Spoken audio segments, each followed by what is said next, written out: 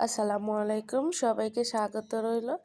তো আজকে বাজার থেকে একটু তাজা মাংস নিয়ে আসা হয়েছে, সাথে আছে হাফ কেজি কলিজা আর একটা জিব্বা আছে 700 গ্রামের মতো ওজন হবে। তো এখানে সব মিলিয়ে কেজি দেড়ে মাংসর মতো আর কি হবে। তো এগুলো এখন আমি পরিষ্কার করে নেব। তো জিহ্বাটা আমি যেভাবে পরিষ্কার করি সেটা একটু আপনাদেরকে দেখাবো। তো এটা কিন্তু আমি গরম পানিতে দিয়ে একটু ফুটিয়ে নিচ্ছি। যখন এরকম ফুটে উঠবে, সাদা হয়ে যাবে, তখন বুঝতে হবে যে জিহ্বাটা আমার সেদ্ধ হয়ে গেছে। তো এই পানিতেই আমি এই কলিজাগুলো দিয়ে দিচ্ছি, যেহেতু কলিজায় কিন্তু অনেক পরিমাণে রক্ত থাকে। তো সেই জন্যই আর কি আমি দিয়ে দিছি। উপরে যে পাতলা আবরণটা আছে কলিজার, ওটা কিন্তু আমি তুলে ফেলেছি। তো আমি জিহ্বাটা এরকম একটু বটি দিয়ে ছাঁচা দিলেই কিন্তু আস্তে আস্তে আমার জিহ্বা পরিষ্কার করা হয়ে যাবে। তো এরপরে আমি ছোট ছোট কুচি কুচি করে কেটে নিয়েছি। এটা যেহেতু আজকে রুটি দিয়ে খাওয়া হবে, সেই জন্য আমি ছোট ছোট পিসই করে নিয়েছি। আর ছোট ছোট পিস করলে হয় কি, এর ভিতরে খুব সুন্দর মশলাগুলো ঢুকে, ঝালগুলো ঢুকে, যার জন্য খেতেও কিন্তু ভীষণ ভালো লাগে।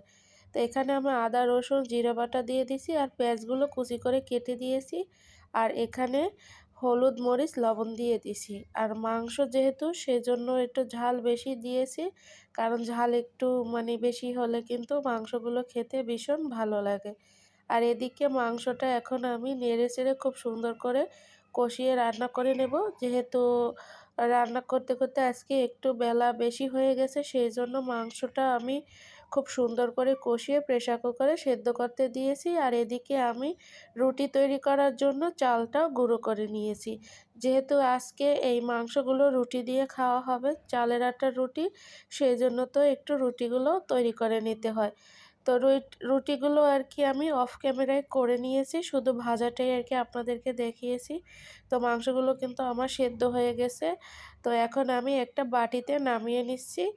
আর এই হালকা একটু ঝোল রেখেছি এই জন্য, যাতে রুটি দিয়ে খেতে ভালো লাগে। আর রুটি কিন্তু ঝোল দিয়ে খেতেই বেশি ভালো লাগে।